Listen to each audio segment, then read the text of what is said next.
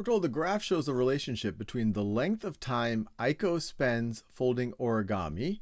So this right over here, okay, this is the length of time in the vertical axis, and the number of paper figures they make. So that's the horizontal axis. What does 3 mean in this situation? So before I even, pause the video and try to work on it by yourself first. Now let's do it together. Assumed you had a go at it. Before I even look at the choices, let me just try to interpret this on my own.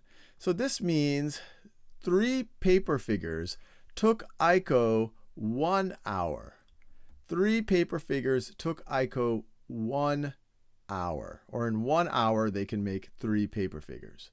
Okay, so Aiko made a total of 3 paper figures. That's not necessarily what it's saying. It's not saying that this is where Aiko ended up in total.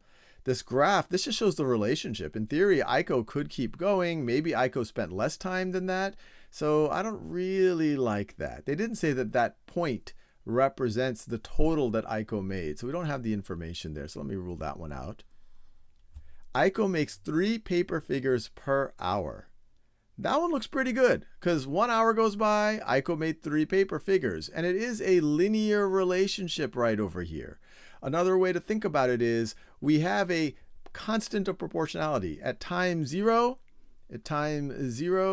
there were no paper figures. Then to make 1 paper figure, it looks like for every 1 paper figure, we go up by a third of an hour. Every 1 paper figure, we go up by an hour. A third of an hour. Every 1 paper figure, we go up by a third of an hour.